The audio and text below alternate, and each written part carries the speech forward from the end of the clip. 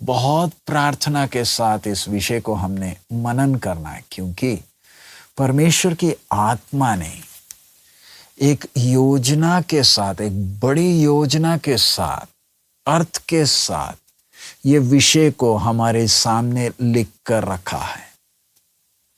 अपने परमेश्वर के हृदय के अनुसार के एक व्यक्ति के जीवन का अंधेरे के समय को परमेश्वर की आत्मा जब प्रकट कर रही है, मैंने और आपने पूरे भय और भक्ति से उस विषय को समझना है। बहुत आसान है इसको पढ़कर हम दाऊद के ऊपर उंगली उठाए, लेकिन परमेश्वर की आत्मा ने इसलिए नहीं लिखा ताकि हम दाऊद पर उंगली उठाए। जैसा आप पानी में या शीशे में आप अपनी शक्ल देखते हैं और जब आप बात करते हैं, आपकी छाया जो पानी में है या शीशे में है वो आपसे खुद बात कर रही है। सो ये जो घटना है, जब हम इसको पढ़ने जा रहे हैं, सबसे पहले प्रार्थना के साथ, हे प्रभु, इसके पीछे की आपकी योजना को पहचानने में मुझे मदद कर, ताकि मेरे जीवन में ऐसी एक घटना ना हो। ध्यान रखे, परमेश्वर के हृदय के अनुसार के व्यक्ति के जीवन का ये कलंक, ये जो घटना है, उसके इतने सालों का परमेश्वर के साथ के संबंध, उसके चरित्र, उसके भावी के हर बात पर इस घटना का छाया पड़ गया। इतना अच्छा चरित्र हमेशा के लिए बर्बाद हो गया। एक घटना, दो नहीं, एक घटना एक इतने अच्छे प्रभु के हृदय के अनुसार के व्यक्ति को हमेशा के लिए कलंकित कर गया। उससे मैं और आप भी समझ सकते हैं, मुझे और आपको कितना ध्यान रखना है। गलातियों की पत्री, हम दूसरा सामुएल 11 पढ़ने के पहले गलातियों की पत्री 6वां अध्याय उसका पहला आयत मैं पढ़ूंगा। हे भाइयों, यदि कोई मनुष्य किसी अपराध में पकड़ा भी जाए तो तुम जो आत्मिक हो, नम्रता के साथ ऐसों को संभालो और अपनी भी चौकसी रखो कि तुम भी परीक्षा में ना पड़ो। सो हे नौजवान भाई और बहन, हम दाऊद के जीवन के इस अंधेरे के समय को, इस कलंक या इस दब्बे को सीख रहे हैं, ताकि मेरे लिए और आपके लिए एक चेतावनी है कि हम भी परीक्षा में गिर ना जाए। प्रभु का आगमन जब नजदीक है, ये घटना जैसे आपने सुना होगा या देखा होगा, समुद्र के छोरों पर कई जगहों में लाइट हाउस बने होते हैं। आपने अगर नहीं सुना तो आप इंटरनेट में जाने से उसके बारे में पढ़ सकते हैं, चित्र देख सकते हैं। ये लाइट हाउस ऐसे बड़े से ऊंचे इमारत जैसे बने जिसके ऊपर बिजली का एक बड़ा शक्तिशाली बल्ब लगा है। वो समुद्र के छोर पर क्यों कई जगहों में रखा, ताकि दूर से जो जहाज, पानी के जहाज जो समुद्र में एक जगह से दूसरी जगह जा रहे हैं, वो ये रोशनी को देखकर सतर्क हो जाए कि और नजदीक ना आए, क्योंकि तट नजदीक है। यानी तट नजदीक का मतलब इधर पानी उतना गहरा नहीं है। तो जहाज अगर नजदीक आ गया, बड़ा जहाज नजदीक आ गया, तो वो ये तट पर नीचे उतना गहरा ना होने के कारण फंस सकता है। सो ये लाइट हाउस उनको चेतावनी दे रही है। वैसे ही दाऊद की ये घटना हम सबके लिए लाइट हाउस का काम कर रही है कि मैंने और आपने सतर्क रहना है हमारे इस जीवन के सफर में, खास करके जब प्रभु का आगमन नजदीक हो रहा है। उत्पत्ति 8 का 21, यहां पर जो लिखा वो वचन को जरा ध्यान दें। उत्पत्ति 8वां अध्याय उसका 21वां वचन, 8 का 21।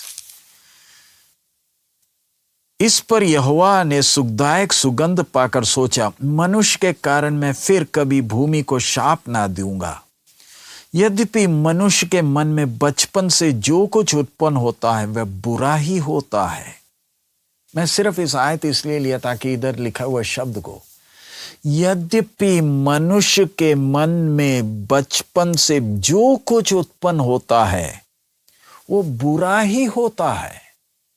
परमेश्वर कह रहा, क्या आज दुनिया इस बात को मानेगी? दुनिया इस वचन को स्वीकार करने को तैयार नहीं है। आप कैसे कह सकते हैं बचपन ही से जो भी मन में उठता है वो बुरा ही होता है? देखिए परमेश्वर कैसे बात कर रहा। दूसरा आयत यिर्मयाह 17:9, यिर्मयाह की भविष्यवाणी 17वां अध्याय उसका 9वां वचन मैं आपके सामने रख रहा हूं। यहां पर हम पढ़ते हैं, मन तो सब वस्तुओं से अधिक धोखा देने वाला होता है, उसमें असाध्य रोग लगा है, उसका भेद कौन समझ सकता है? दोबारा, मन तो सब वस्तुओं से अधिक धोखा देने वाला होता है, उसमें असाध्य रोग लगा है, उसका भेद कौन समझ सकता है? उसमें असाध्य रोग लगा है मन में। सब वस्तुओं से अधिक ज्यादा धोखा देने वाला तो मन ही है। तीसरी बात, रोमी 7:18, रोमियों की पत्री 7वां अध्याय 18वां वचन, क्योंकि मैं जानता हूं कि मुझ में अर्थात मेरे शरीर में कोई अच्छी वस्तु वास नहीं करती। इच्छा तो मुझ में है परंतु भले काम मुझसे बन नहीं पड़ते। 3 आयत, उत्पत्ति 8:21, यिर्मयाह 17:9, रोमी 7:18। ये 3 आयत दुनिया को पसंद नहीं है, यानी मनुष्य के घमंड के लिए ये आयतें अच्छी नहीं। लेकिन ये सत्य है। परमेश्वर का आत्मा सत्य को हमारे सामने रखा कि हम एक एक के अंदर ध्यान रखें। मेरा विश्वास है, मैं विश्वासियों से बात कर रहा हूं, ध्यान रखें, हम सबके अंदर जो पुराना मनुष्य है या शारीरिकता है, ये शारीरिकता जो हम में है और जो शारीरिकता एक अविश्वासी में है, दोनों एक जैसे, इसमें कोई फर्क नहीं। एक विश्वासी के अंदर की शारीरिकता या पुराना मनुष्य और दुनिया का एक व्यक्ति, दोनों में कोई फर्क नहीं है, दोनों एक जैसे हैं। तो आप समझ सकते हैं कहां धोखा हो जाता है। आज बहुत से नौजवान अपने जीवन को बर्बाद कर क्यों बैठे? इधर हम इस बात को ध्यान रखें, अंदर क्या आया? घमंड आया। लेकिन इधर आगे बढ़ने से पहले परमेश्वर के वचन की इस खूबी को जरा देखें। ये परमेश्वर का वचन है, उसकी खूबी क्या है? परमेश्वर के हृदय के अनुसार के व्यक्ति उसके जीवन की खामी को, उसकी गलती को भी स्पष्ट हमारे सामने विवरण कर रखा है। इतना अच्छा दाऊद, उसकी कितनी अच्छी अच्छी बातें भी लिखी, उसके साथ साथ उसकी बुराई को भी सामने रखा है। इसलिए कई लोग बोलते हैं ये कैसा परमेश्वर का वचन है, उसके पाप को क्यों विस्तार से लिखा? यही तो बात प्रकट करता है कि ये मनुष्य का वचन नहीं है, ये परमेश्वर का वचन है। सिर्फ दाऊद अकेला नहीं, आप नूह के बारे में देख लीजिए। नूह भी धर्म का प्रचारक था, उसने जहाज बनाई, उसके बारे में सब कुछ लिखा है। लेकिन उसी समय उसकी कमी को भी लिखा है, कैसे वो अपनी दाख की बारी लगाया, दाख पीकर मतवाला हो गया और नंगा पड़ा है। परमेश्वर की आत्मा ने उस बात को लिखा है। अगला हम देखते हैं अब्राहम के जीवन में, विश्वासियों का पिता कहलाता है, कैसे मिस्र में चला गया और अपनी पत्नी से कहता है कि मेरे तेरे साथ के संबंध को जरा बदल दे और राजा को एक दूसरी बात बता दे, तू मेरी पत्नी नहीं, तू मेरी बहन है। अब्राहम की गलती, तीसरा हम देखते हैं लूत, वो भी अब्राम उसे छुड़ाकर वापस लाया, लेकिन उसकी बेटियों ने उसे शराब पिलाया, क्योंकि लूत को पसंद था ये नशा। जो चीज उसको पसंद था वही चीज बेटियों ने पिलाया और उसके साथ जो गलत काम किया। चौथा हम देखते हैं आरोन और मिरियम। आरोन महायाजक, मिरियम मूसा की बहन, कितना अच्छा गाना गाई, अगुवाई करती थी।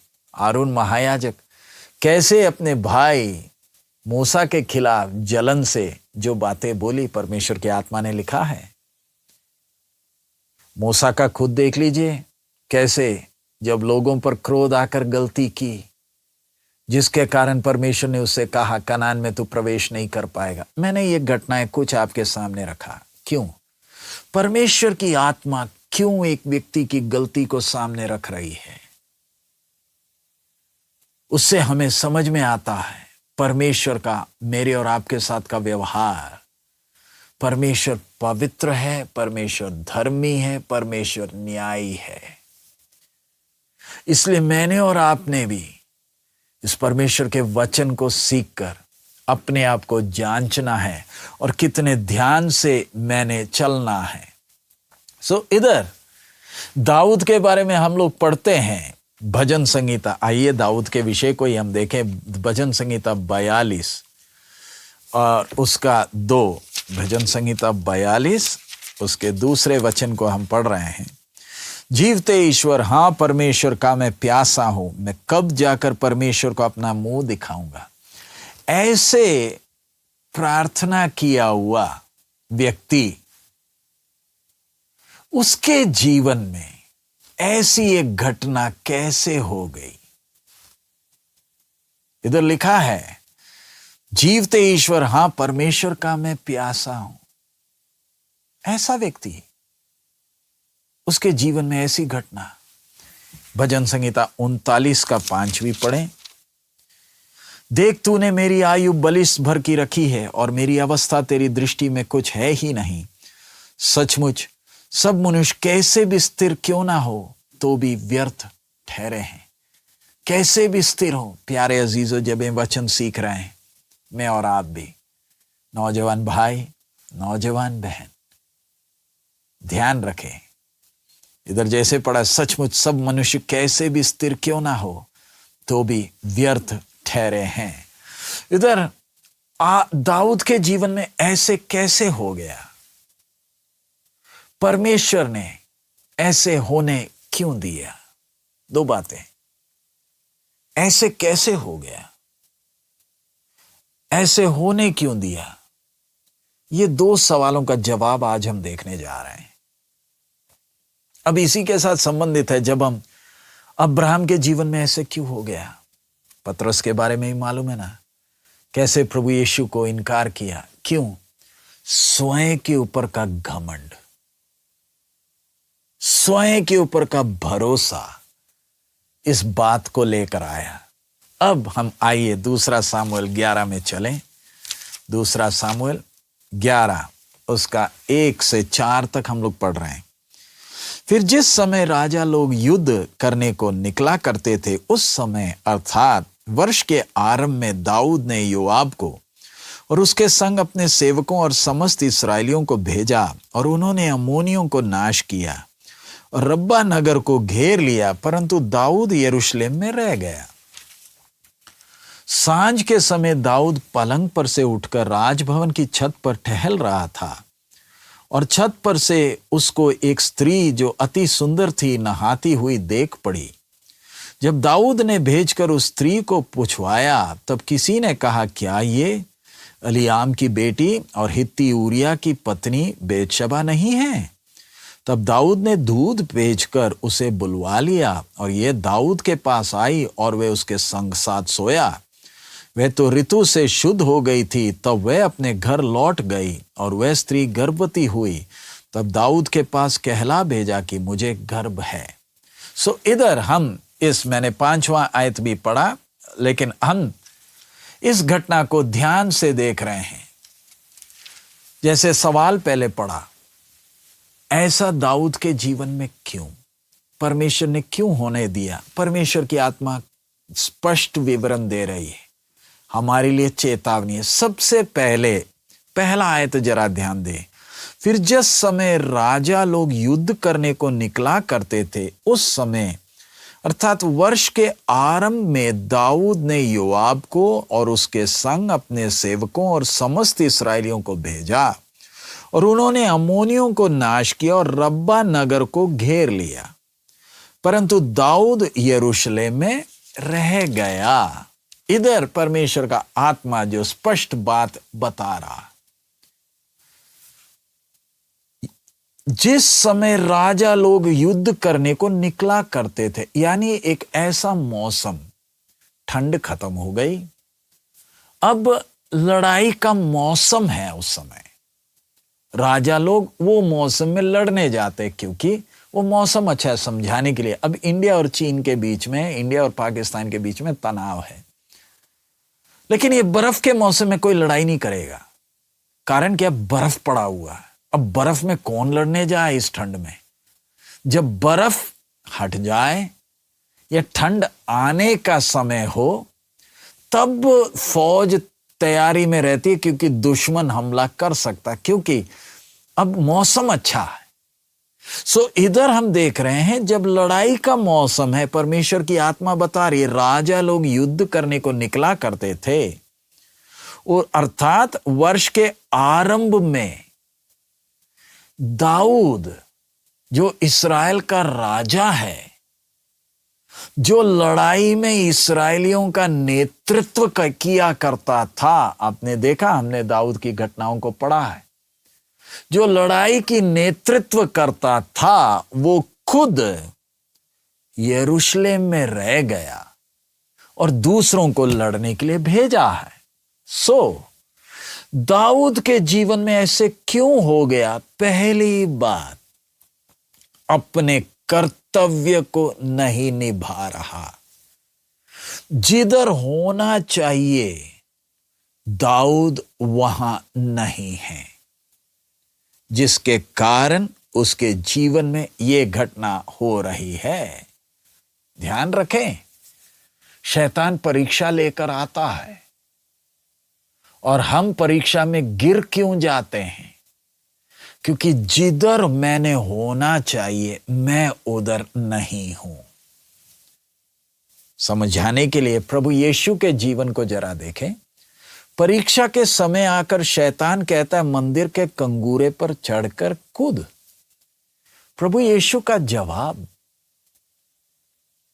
मेरे को मंदिर के कंगूरे पर नहीं होना चाहिए। इस समय मेरा स्थान ये मरुभूमि है, मैं इधर ही हूं, मेरा स्थान वो नहीं है। ध्यान रखें, हम परीक्षा में गिरते कब हैं?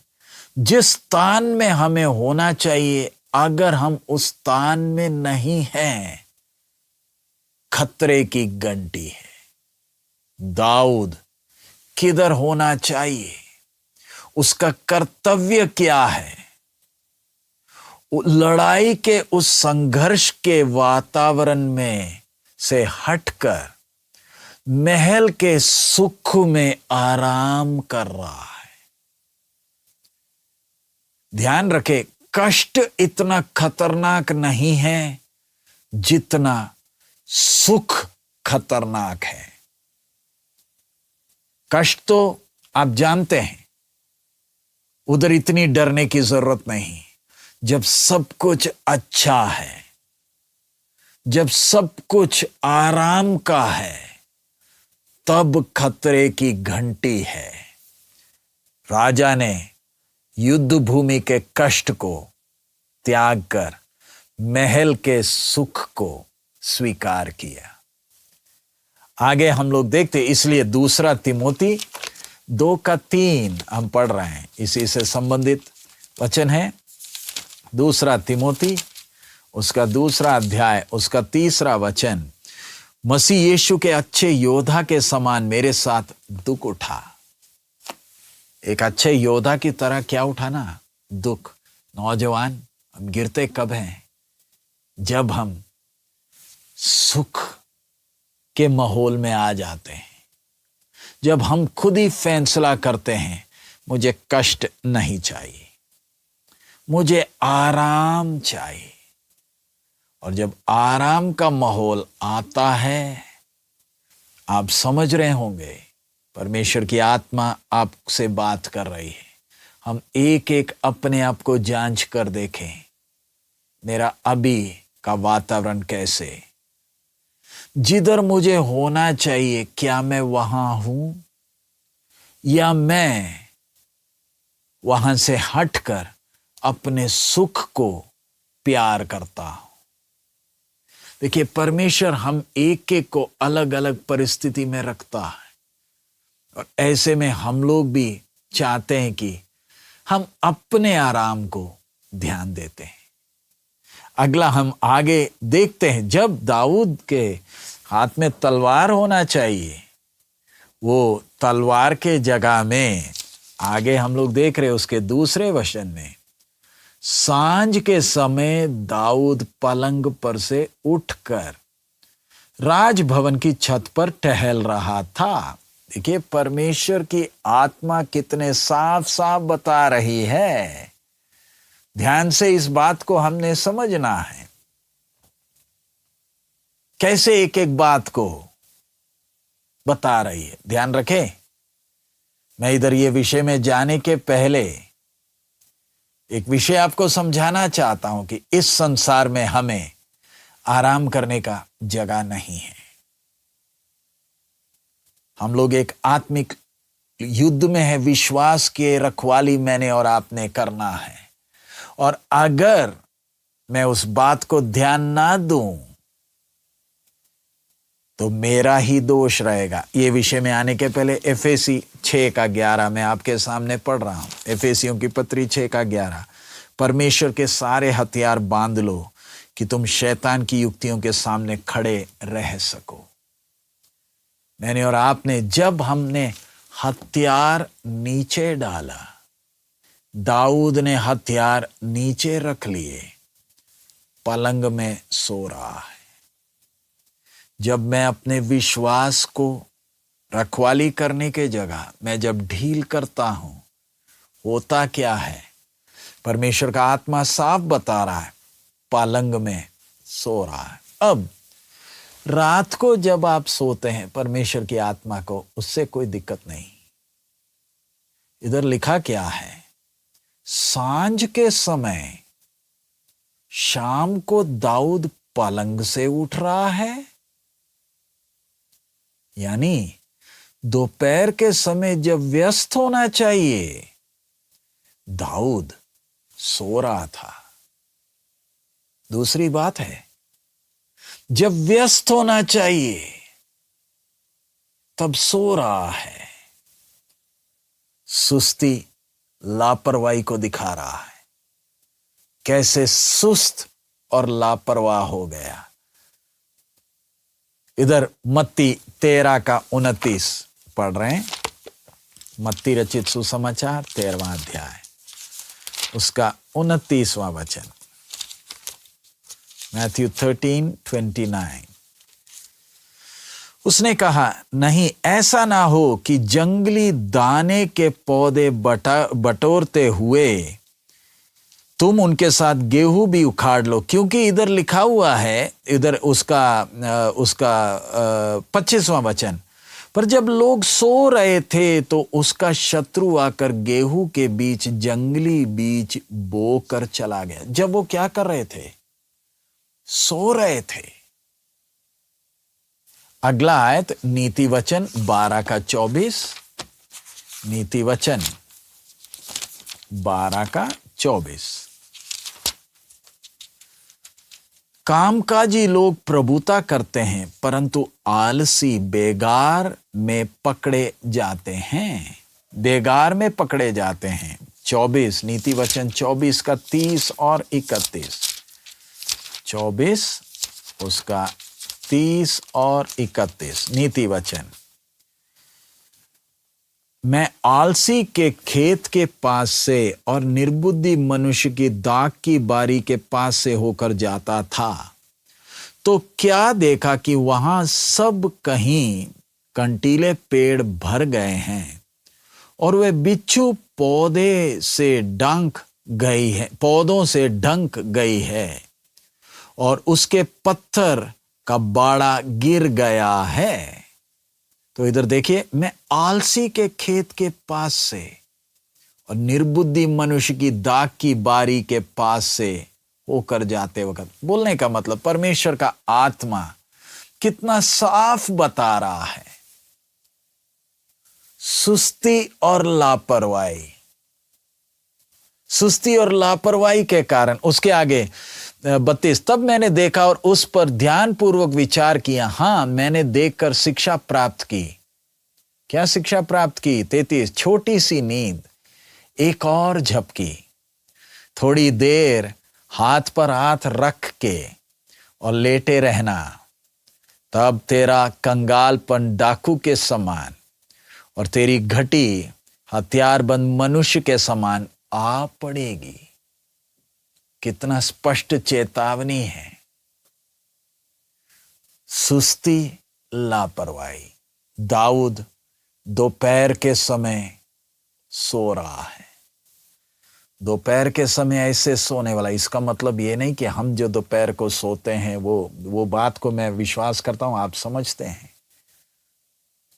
राजा जब खुद के लोग लड़ाई में दुश्मन से लड़ रहे हैं, अपने सुख को त्याग कर, वो राजा के लिए लड़ते वक्त राजा आलसी हो गया, अपना सुख को महत्व दिया, आलसी हो गया, सो गया। और फिर सांझ को जब उठ रहा है, तब उसने छत के ऊपर जब चढ़ा है, किसी को देखा है। एकदम नहीं देखा, क्रम जरा देखें, ऐसे क्यों हो गया। पढ़िएगा यशायाह 33 का 15 और 16। यशायाह 33 उसका 15 और 16 वचन। जो धर्म से चलता और सीधी बातें बोलता, जो अंधेर के लाभ से घृणा करता, जो घूस नहीं लेता, जो खून की बात सुनने से कान बंद करता और बुराई देखने से आंख मूंद लेता है, वही ऊंचे स्थानों में निवास करेगा। वह चट्टानों के गढ़ों के शरण लिए हुए रहेगा। उसको रोटी मिलेगी और पानी की घटी कभी ना होगी। इधर हमने देखा यशायाह 33 का 15 और 16। जो धर्म से चलता और सीधी बात बोलता, जो अंधेर के लाभ से घृणा करता है, वो बातें हमने रखा है। जो खून की बात सुनने से कान बंद करता और बुराई देखने से आंख मूंद लेता है। बुराई देखने से आंख को मूंद लेता है। दाऊद छत के ऊपर चढ़कर कहीं देख रहा है। भजन संहिता 119 का 37। भजन संहिता 119 उसका 37। मेरी आंखों को व्यर्थ वस्तुओं की ओर से फेर दे, तू अपने मार्ग में मुझे जिला। एक समय दाऊद ने प्रार्थना किया है, तू मेरी आंखों को व्यर्थ वस्तुओं की ओर से फेर दे। ऐसा प्रार्थना किया हुआ दाऊद के जीवन में ऐसी बात क्यों हो गई? मेरा विश्वास है आप इस बात को परमेश्वर की आत्मा समझने में मदद कर रही है। सुस्ती और लापरवाही जहां होना था वहां नहीं, सुस्ती और लापरवाही, और अब छत के ऊपर कहीं देख रहा है। आगे हम लोग पढ़ते भजन संहिता 101। भजन संहिता 101 का 2 से 4। 101 का, मैं बुद्धिमानी से खरे मार्ग में चलूंगा, तू मेरे पास कब आएगा? मैं अपने घर में मन की खराई के साथ चलूंगा। मैं किसी ओछे काम पर चित्त ना लगाऊंगा। मैं कुकर्म पर चलने वालों के काम से घिन रखता हूं, ऐसे काम में मैं ना लगूंगा। टेढ़ा स्वभाव मुझसे दूर रहेगा, मैं बुराई को जानूंगा भी नहीं। अच्छी बात, अच्छा प्रार्थना है, लेकिन ध्यान रखें, हमारे अंदर बहुत से नौजवान हैं, बोलते हैं हम चलना तो चाहते, चल नहीं पाते। इधर दाऊद ने बहुत अच्छी अच्छी गीत लिखे हैं, लेकिन ऐसे क्यों हो गया? मेरे साथ और आपके साथ ऐसा क्यों हो जाता है? दो बातों को हमने देखा, तीन बातों को हम देख रहे हैं। जहां होना था वहां नहीं, सुस्ती, लापरवाही, कहीं देख रहा है। इसमें आप बोलिए, इसमें परमेश्वर ने क्या करना है? ये तो आपने जो करना था वो आप नहीं किए। और फिर बोलते हैं चलना तो चाहते, चल नहीं पाते। जरा सोच कर देखे, गलती किसका? अब आप दोष किस पर लगाओगे? क्या परमेश्वर की आत्मा मेरे से, आपसे खुद बात नहीं कर रही? दोष किस पर लगाओगे? अब आगे हम लोग देखते हैं, वही दूसरा सामुएल 11 अध्याय, दूसरा सामुएल 11 अध्याय में देखते हैं, सांझ के समय दाऊद पलंग पर से उठकर राजभवन के छत पर टहल रहा था, और छत में उसको एक स्त्री जो अति सुंदर थी नहाती हुई देख पड़ी। कुछ दिखा है, आंख बंद करने के जगह जब दाऊद ने भेजकर उस स्त्री को पूछवाया, तब किसी ने कहा, क्या ये एलियाम की बेटी और हित्ती ऊरिया की पत्नी बेतशेबा नहीं है? अब देखने के बाद सोचा, योजना बनाई और व्यक्ति को भेज रहा है। देखा, देखने और पाप होने के बीच में क्या घटना हुई? देखा, सोचा, सोचा है, फिर मन बना लिया। प्यारे अजीजों, हम जब गिरते हैं, इन गिरने के बीच में ये दो बातें हैं। हमने सोचा है, ऐसे नहीं गिरे हैं, सोचा है, फिर हमने मन भी बनाया है। उतना अधिकार है हमारे मन में। मैंने मन बना लिया। फिर आप कैसे बोल सकते हैं मेरे से गलती हो गई? मेरे से गलती हो गई कैसे बोल सकते हैं? मैंने मन बनाया। अब आगे जब मन बनाया तो भी परमेश्वर की आत्मा का काम जरा देखें। परमेश्वर कैसे काम कर? परमेश्वर दयालु है। हम जब ऐसे करते हैं तो भी परमेश्वर हस्तक्षेप करता है, परमेश्वर हाथ डालता है। कैसे? जवाब क्या मिला? क्या वो एलियाम की बेटी और हित्ती ऊरिया की पत्नी बेतशेबा नहीं है? यानी दाऊद, ये किसी की पत्नी है, ये किसी की पत्नी है, तू हाथ ना बढ़ा। परमेश्वर का आत्मा किसी के द्वारा दाऊद को चौकस कर रहा है। हम भी जब गिरते हैं, परमेश्वर का आत्मा हमें ऐसे छोड़ नहीं देता है, हमें चौकस करता है, चेतावनी देता है, लेकिन हम उस चेतावनी को ध्यान नहीं देते हैं, क्योंकि मैंने फैसला किया, मैंने फैसला किया, इसलिए अब मैं चेतावनी मिले तो भी मैंने फैसला किया। सबसे पहले मैंने देखा। दूसरी बात, मैं किसी को भेज रहा हूं पता करने के लिए। और उसके बाद हम उसके चौथे वचन में हम देखते हैं, तब दाऊद ने दूत को भेजकर उसे बुलवा लिया और वह दाऊद के पास आई और वह उसके साथ सोया। 3 आयत। चौथा आयत हमने देखा, चेतावनी मिली तो भी भेजा, बुलवाया, सो गया। दुनिया की नजर में ये एक छोटी बात, लेकिन परमेश्वर के नजर में प्यारे अजीजों, हम जो परमेश्वर के संतान हैं, परमेश्वर हमसे कितने ऊंचे स्टैंडर्ड चाहता है। आजकल पाप दुनिया के लिए कोई पाप नहीं है। वो तो पानी की तरह पाप में खेलते हैं, उन्हें अच्छा लगता है। यह है विश्वासी और अविश्वासी में फर्क। उनके लिए पाप पाप नहीं है, ऐश है। और एक विश्वासी कैसे अपने आप को अलग रखता है। इधर हम लोग देख रहे हैं कैसे पहले उसने देखा, फिर उसके बाद संदेश भेजा और उसके साथ सो गया। याकूब की पत्री पहला अध्याय, उसका 14 और 15 के साथ तुलना कर हम देखें।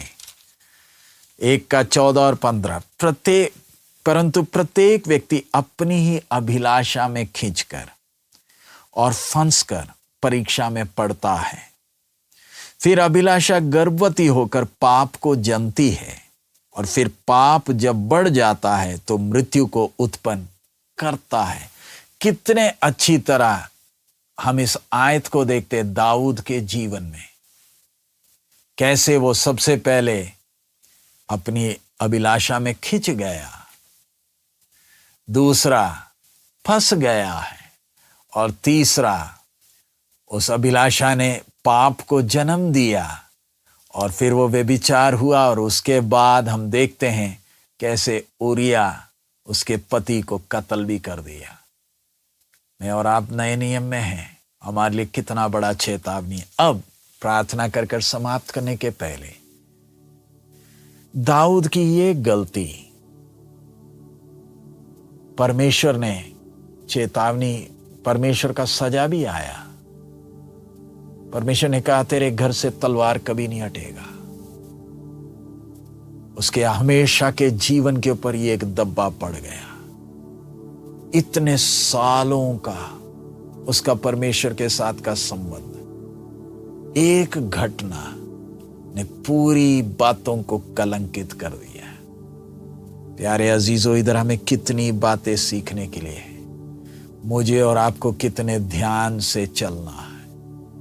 दाऊद की यह घटना इतना खतरनाक क्यों? इसका सजा इतना भारी क्यों? पहली बात, दाऊद नौजवान नहीं है, अभी लगभग 50 साल की उम्र हो गई। इस उम्र में है ये जो गलती हो रही है। नंबर 2, दाऊद तेरे पास पहले से ही बहुत सी पत्नियां हैं। इधर एक चेतावनी, परमेश्वर की व्यवस्था से दाऊद हट गया, बहुत सी पत्नियां रख ली, जिसके कारण अब ये पाप में गिर रहा है। दूसरी बात, तीसरी बात, जरा देखे दाऊद के खुद के बच्चे ने बड़े हो गए और फिर दाऊद ये काम कर रहा है। नंबर 4, वो इस्राएल का राजा है, उसे अपने लोगों के सामने जो नमूना देना था वो नमूना से हट गया। 5वां, उरिया जो राजा के लिए लड़ रहा था, उसके साथ किया हुआ अन्याय। 6ठी बात, तू परमेश्वर का संतान होने वक्त तूने कैसे अपने आप को चलाना था, तू चला कैसे? प्यारे अजीजों, अभी हम प्रार्थना करने जा रहे हैं। मेरा विश्वास है अब ये विषय समाप्त नहीं हुआ, हम आगे भी अगले सप्ताह भी इसको सीखेंगे, लेकिन मेरा विश्वास है परमेश्वर की आत्मा हमें एक एक से बात कर रही है। प्रभु का आगमन नजदीक, जैसे हमने सबसे पहले देखा, परमेश्वर की आत्मा ने दाऊद के जीवन के उस अंधेरे के समय को हमारे सामने रखा है। क्यों? ताकि मैं और आप इस बात को सीखें, समझें। लाइट हाउस की तरह हमारे लिए चेतावनी दे रहा है। मैंने कितने ध्यान से चलना है। पहली बात, मैं आज कहां हूं? जिधर मुझे होना चाहिए क्या मैं उधर हूं? दाऊद ने अपने हथियार नीचे रख दिए, फौज लड़ रही है, राजा सो रहा है, अपने आराम के पीछे गया, सुस्त और लापरवाह हो गया। सुस्त और लापरवाही ने किधर पहुंचाया? छत के ऊपर पहुंचाया। जो बात नहीं देखनी थी उसको देखा। उसका परिणाम, परमेश्वर करुणामय होने के बाद चेतावनी दिया तो भी कैसे फैसला किया। प्यारे अजीजों, आज का वचन हम किसी के लिए न्याय का कारण ना बनने पाए। हम अपने आप को जांचें। आइए हम अपने सिरों को झुकाएं, प्रार्थना करें। हालेलुया। दाऊद का पाप इतना भयानक क्यों? मत्ती की सुसमाचार पहला अध्याय में भी दाऊद और वो जो उरिया की पत्नी थी उसके द्वारा सुलेमान पैदा हुआ। यानी वो विषय भी परमेश्वर की आत्मा ने उधर बेतशेबा नहीं लिखा। प्यारे अजीजों, परमेश्वर हमसे कितना ऊंचा मापदंड उम्मीद रखता है। मैंने कैसे चलना? हे दाऊद, तूने प्रार्थनाएं तो बहुत की थी,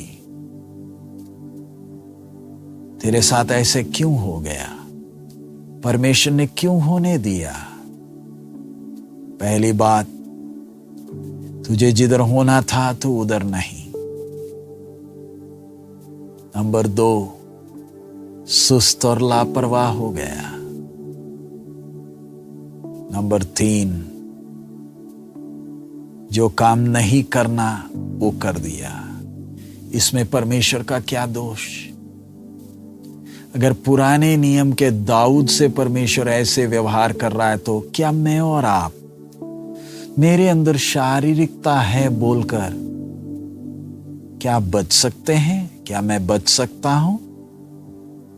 पुराने नियम के दाऊद से परमेश्वर ने यह व्यवहार किया तो नए नियम के हमारे साथ का व्यवहार।